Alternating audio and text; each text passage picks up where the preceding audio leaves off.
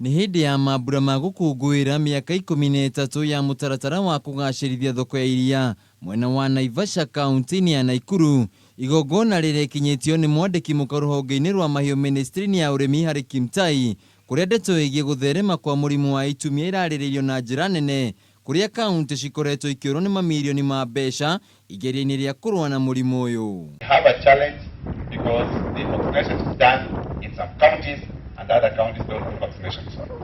We want to agree on the model on how we are going to do vaccinations. It becomes cost effective when all of us do it at the same time. Kũringana na Kimtai, thirikari ya kĩbũrũri nĩ kũnyitanĩra na kaunti ciothe nĩguo kũrugũria mũbango wa kũrũa na mũrimũ ũyũ kaunti-inĩ ciothe. Mĩhang'o ĩrĩa ĩgatabanio ihinda-inĩ rĩmwe kuona mũrimũ ũyũ ũkoretwo ũgĩtherema kuma kaunti ĩmwe nginya ĩrĩa ĩngĩ. But it becomes costly in the west of Brussels when Nyamira County does vaccination and Kisii County doesn't do vaccination.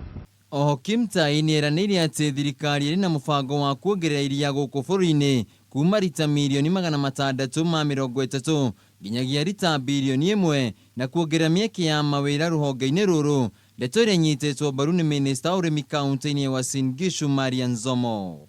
The government is currently implementing the Big Four agenda, which aims to make Kenya food secure by 2022. The livestock subsector is expected to contribute 636,000 jobs directly, and it's also expected to support 545 SMEs, an injection into the GDP of Kenya shillings 255 billion by 2022. And we agreed with IFAD that this project will specifically deal with the one commodity, which is dairy.